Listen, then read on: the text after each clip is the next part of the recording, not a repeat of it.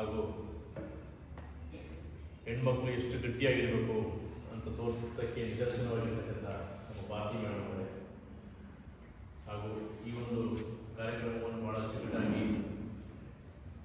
ಆಯೋಜನೆ ಮಾಡಿ ಇಲ್ಲಿ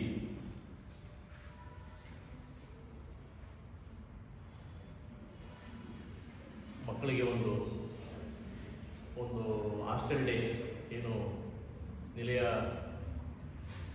ನೆಲೆಯಾರ್ಥಿಗಳ ದಿನ ಅಂತ ಆಚರಣೆ ಮಾಡಿದ್ದಾರೆ ರಾಣಿಯವರೇ ಹಾಗೂ ಎಲ್ಲ ವಿದ್ಯಾರ್ಥಿನಿಯರೇ.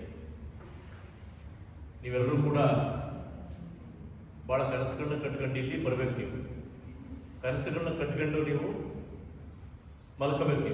ನೀವು ರಾತ್ರಿ ಹೊತ್ತು ಎಲ್ಲ ಆದ್ಮೇಲೆ ಮಲ್ಕೋಬೇಕಾದ್ರೆ ದೊಡ್ಡ ದೊಡ್ಡ ಕನಸು ಕಾಣಬೇಕು. ನಾನು ಮುಂದೆ ಏನಾಗಬೇಕು, ನಾನು ದೊಡ್ಡ ವ್ಯಕ್ತಿ ಆಗಬೇಕು, ನಾನು ದೊಡ್ಡ ಒಂದು ಹುದ್ದೆಗೆ ಹೋಗ್ಬೇಕು, ನಮ್ಮ ಅಪ್ಪ ಅಮ್ಮನ ಒಳ್ಳೆ ಹೆಸರು ತರಬೇಕು, ಮೈಸೂರಲ್ಲೇ ನನ್ನ ಹೆಸರು ಭಾಳ ಫೇಮಸ್ ಆಗೋ ಥರ ಇರಬೇಕು, ಬಾಬಾ ಸಾಹೇಬ್ ಅಂಬೇಡ್ಕರ್ ಅವರ ಹೆಸರನ್ನು ಉಳಿಸೋ ಥರ ನಾನು ಓದಬೇಕು ಅಂತ ಕನಸು ಕಾಣಬೇಕು. ನೀವೆಲ್ಲ ಇಲ್ಲಿ ಈ ಗುಂಪಲ್ಲಿರ್ತಕ್ಕಂಥ ಯಾರಿಗಾದ್ರೂ ಅಪ್ಪ ಅಮ್ಮನಿಗೆ ಒಂದು 50 ಎಕರೆ ಜಮೀನಿದೆ, ಯಾರಿಗಾದ್ರೂ ಇಲ್ಲ, ಒಟ್ಟು ಇಲ್ಲಿ ಇರ್ಲಿಕ್ಕಿಲ್ಲ ಅನ್ಕೊಂಡೆ. ಒಂದು 4 ಫ್ಯಾಕ್ಟ್ರಿಗಳಿದಾವ, ಇಲ್ಲ.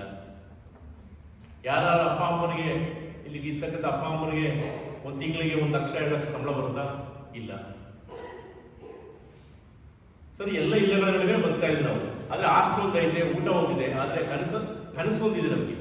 ನನ್ನ ಎದೆಯಲ್ಲಿ ಒಂದು ಕಿಚ್ಚಿದೆ, ನಾನು ಓದಬೇಕು ಅಂತಕ್ಕಂಥ ಕಿಚ್ಚಿನ ಓದ್ಕೊಂಡು ನೀವೆಲ್ಲ ಇಲ್ಲಿ ಬಂದಿದ್ದೀರಿ.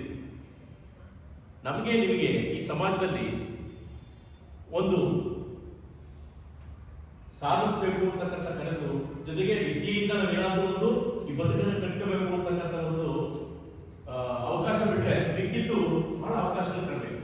ಈಗ ನಮಗೆ ಬ್ಯಾಕ್ಗ್ರೌಂಡ್ ಇಲ್ಲ, ನಮ್ಮಪ್ಪ ದೊಡ್ಡ ಸಾಹುಕಾರ, ನನಗೆ 10 ಎಕರೆ 15 ಎಕರೆ ಜಮೀನಿದೆ, ಅಥವಾ ದೊಡ್ಡ ದೊಡ್ಡ ಫ್ಯಾಕ್ಟ್ರಿ ಇದಾವೆ, 150 ಬಸ್ಗಳಿದ್ದಾವೆ, ಅಥವಾ ಅಲ್ಲೊಂದು 150 ಬಿಲ್ಡಿಂಗ್ ಇದಾವೆ, ಇನ್ನೊಂದು ಇಷ್ಟು ಪ್ರಾಣಿಗಳಿದ್ದಾವೆ, ಅಲ್ಲಿ ಇಷ್ಟೆಲ್ಲ ನಮಗೆ ಸಂಪಾದನೆ ಇದೆ ಅಂತಕ್ಕಂಥದ್ದು ಯಾರು ಇಲ್ಲ ಇಲ್ಲಿ. ಆದ್ರೆ ವಿದ್ಯೆಯಿಂದ ಮಾತ್ರ ನೀವು ಏನ್ ಬೇಕಾದ್ರೆ ಸಾಧ್ಯ ಮಾಡ್ಬೋದು. ನೀವು ವಿದ್ಯೆಯಿಂದ ನೀವು ದೊಡ್ಡ ಉನ್ನತ ಸ್ಥಾನಕ್ಕೆ ಹೋಗ್ಬೋದು. ಜೊತೆಗೆ ಇವಾಗ ಏನು ಹೇಳಿದ್ರಲ್ಲ ಸರ್, ಹತ್ತದವ್ರು ಇದ್ದಾರಲ್ಲ ಸಮಾಜದಲ್ಲಿ. ಈಗ 50 ಎಕರೆ ಜಮೀನಿನವರು ಇದ್ದಾರೆ, 100 ಎಕರೆ ಜಮೀನಿನವರು ಇದ್ದಾರೆ, 1000 ಎಕರೆ ಜಮೀನಿನವರು ಇದ್ದಾರೆ, 150 ಫ್ಯಾಕ್ಟ್ರಿಗಳಿರೋರು ಇದ್ದಾರೆ, 10 ಫ್ಯಾಕ್ಟ್ರಿಗಳಿರೋರು ಇದ್ದಾರೆ, 150 ಬಸ್ಗಳು ಇಟ್ಕೊಂಡಿರ್ತಾರೆ, ದೊಡ್ಡ ದೊಡ್ಡ ಬಿಸ್ನೆಸ್ ಮಾಡ್ತಾ ಇರೋರವ್ರೆ. ಸರ್, ಹಾಗಾದ್ರೆ ನಾನು ಯಾವಾಗ ಆ ಮಟ್ಟಕ್ಕೆ ಹೋಗ್ಬೇಕು? ನೀನು ಹೋಗ್ಬೋದು ಸರ್. ಯಾವ ಥರ ಹೋಗ್ಬೋದು? ನೀನು ಅವ್ರಿಗಿಂತ ಹೆಚ್ಚು ಸಂಪಾದನೆ ಮಾಡೋದು ವಿದ್ಯೆಯಿಂದ ಮಾತ್ರ.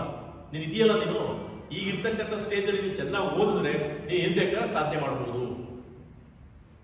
ಹೇಗೆ ಸರ್? ಹೌದು. ಈಗ ನೋಡಿ, ಉದಾಹರಣೆಗೆ ಸುಂದರ್ ಪಿಚ್ಚೈ ಅಂತ ಅಂದ್ಬಿಟ್ಟು ಒಬ್ರು ಸಿಇಒ ಇದ್ದಾರೆ ಅಮೆರಿಕಾದಲ್ಲಿ. ಸುಂದರ್ ಪಿಚ್ಚೈ ಅಂತಕ್ಕಂಥ ಗೂಗಲ್ ಸಿಇಒ ಇರಬೇಕು.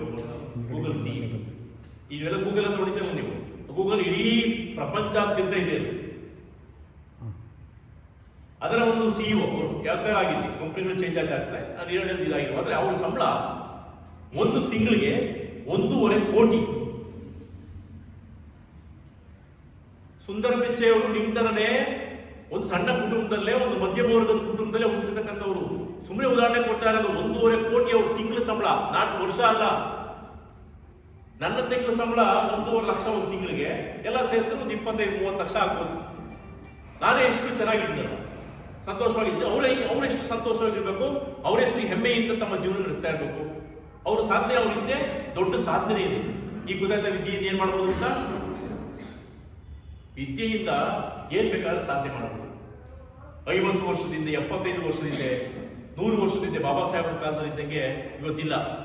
ಬಾಬಾ ಸಾಹೇಬ್ ಅಂಬೇಡ್ಕರ್ ಕಾಲದಲ್ಲಿ, ಸುಭಾಷ್ ಚಂದ್ರ ಬೋಸ್ ಅವರ ಕಾಲದಲ್ಲಿ, ಮಹಾತ್ಮ ಗಾಂಧೀಜಿಯವರ ಕಾಲದಲ್ಲಿ, ಭಾರತ ಸ್ವತಂತ್ರಗೊಂಡ ಸಮಯದಲ್ಲಿ ಭಾರತದಲ್ಲಿ 30 ಕೋಟಿ ಜನಸಂಖ್ಯೆ ಇದ್ರು. 30 ಕೋಟಿ ಜನಸಂಖ್ಯೆಯಲ್ಲಿ ಓದಿರ್ತಕ್ಕಂಥವ್ರು ಬರೀ 2-3% ಅಷ್ಟೇ. ಅದರಲ್ಲಿ ಹೆಣ್ಮಕ್ಳು ತಗೊಂಡ್ರೆ ಬರೀ 1%. ಇವತ್ತು ಹೆಣ್ಣು ಮಕ್ಕಳ ಒಂದು ಸಾಕ್ಷರತೆ ಪ್ರಮಾಣ ಇವತ್ತು ಎಷ್ಟಾಗಿದೆ?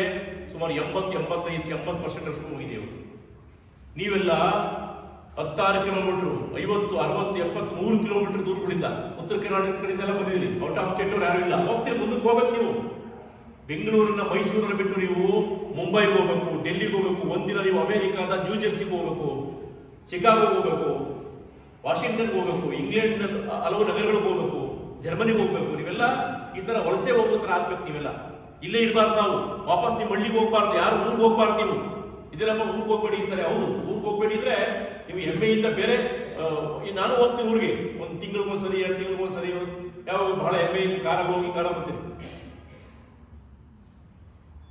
ಇದರಿಂದ ಏನು ನನಗೆ ನಮ್ಮ ಅಪ್ಪನ ಬರೀ 2 ಎಕರೆ ಜಮೀನಿತ್ತು.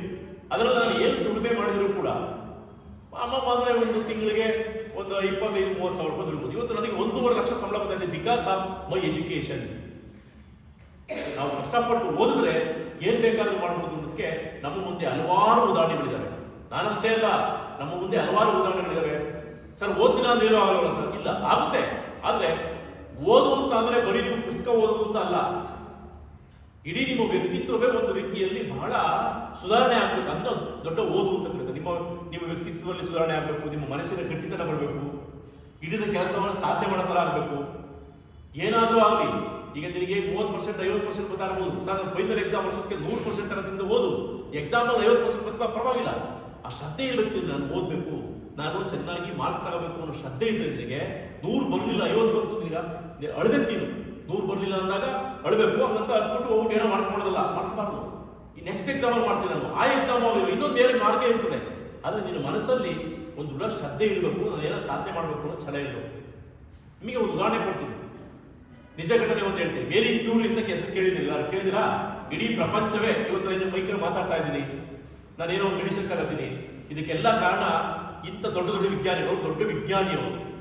ಬೇರೆ ವಿಜ್ಞಾನಿಗಳು ಒಳ್ಳೊಳ್ಳೆ ಸಾಧನೆ ಮಾಡಿದ್ದಾರೆ. ಮೇರಿ ಕ್ಯೂರಿ ಅವರು ಯಾಕೆ ತಗೋತೀವಿ ಅಂತಂದ್ರೆ, ಮೇರಿ ಕ್ಯೂರಿ ಅಮೆರಿಕಾದಲ್ಲಿ ಅವರು ಏನ್ ದೊಡ್ಡ ಕುಟುಂಬದಿಂದ ಬಂದಿರಲಿಲ್ಲ.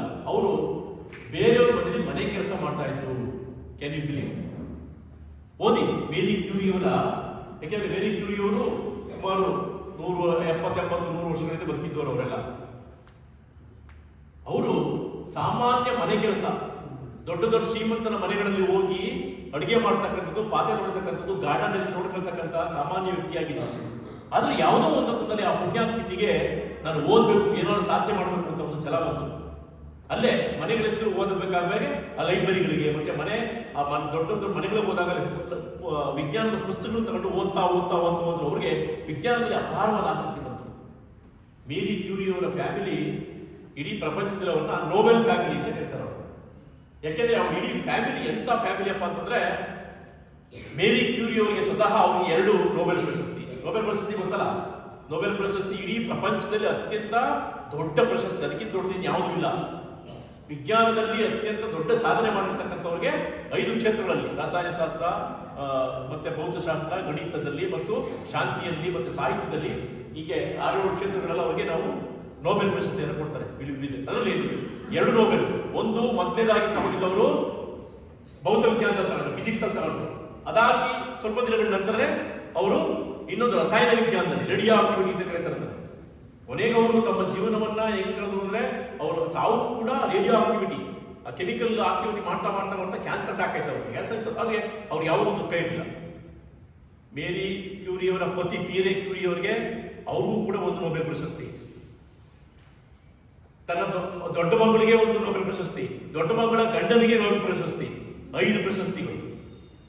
ಜೊತೆಗೆ ಕಿರಿಯ ಪುತ್ರಿ ಅವ್ರು ನೋಬೆಲ್ ಪ್ರಶಸ್ತಿ ತಗೊಳ್ಳಿಲ್ಲ ಅಂದ್ರೂ ಕೂಡ ಇಂಟರ್ನ್ಯಾಷನಲ್ ಸ್ಕಾಲರ್ ಅವರು, ಅವಳ ಕಿರಿಯ ಪುತ್ರಿ.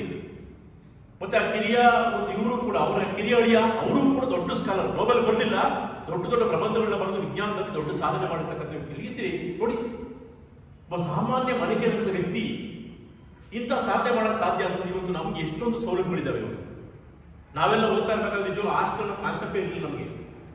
ಇವತ್ತು SC ST ಬಂದವ್ರಿಗೆಲ್ಲ ನಾವು ಹಾಸ್ಟೆಲ್ ಸೇರ್ಕೊಡ್ತೀವಿ, ಬಂದವ್ರಿಗೆಲ್ಲ ಊಟ ಹಾಕ್ತೀವಿ, ಚೆನ್ನಾಗಿ ಓದ್ರಪ್ಪ ಅಂತೀವಿ ನಾವು.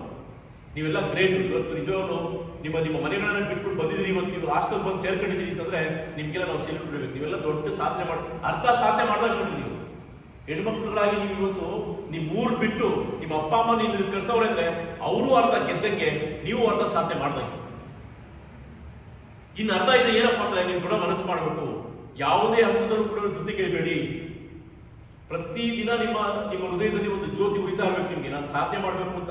ನಿಮ್ಮ ಪ್ರತಿದಿನ ಬೆಳಿಗ್ಗೆ ಎದ್ದ ತಕ್ಷಣ ನಾವು ಹೆಂಗೆ ದೇವರ ಮನೆಯಲ್ಲಿ ಒಂದು ದೀಪವನ್ನು ಹಚ್ತೀವೋ, ಆ ರೀತಿ ಪ್ರತಿಯೊಬ್ಬರು ಕೂಡ ತಮ್ಮ ಎದೆಯಲ್ಲಿ ಒಂದು ಹಣತೆಯನ್ನು ಹಚ್ಕೋಬೇಕು. ಬೆಳಿಗ್ಗೆ ಎದ್ದ ತಕ್ಷಣ ಒಂದು ಬೆಂಕಿಯನ್ನು ತಗೊಂಡು ನಿಮ್ಮ ಎದೆಯಲ್ಲಿ ಏನ್ ಸಾಲಕ್ಕಂದ್ರೆ, ನಾನು ಓದಬೇಕು, ನಾನು ಸಾಧನೆ ಮಾಡಬೇಕು, ನಮ್ಮ ಅಪ್ಪ ಅಮ್ಮನಿಗೆ ಹೆಸರು ತರಬೇಕು. ನಾನು ಒಳ್ಳೆ ಈ ಸಮಾಜಕ್ಕೆ ಒಳ್ಳೆ ವ್ಯಕ್ತಿಯಾಗಿ ಬದಲಾಗಬೇಕು ನಾವು. ನೀನು ವೈಯಕ್ತಿಕವಾಗಿ ಸಾಧನೆ ಮಾಡು,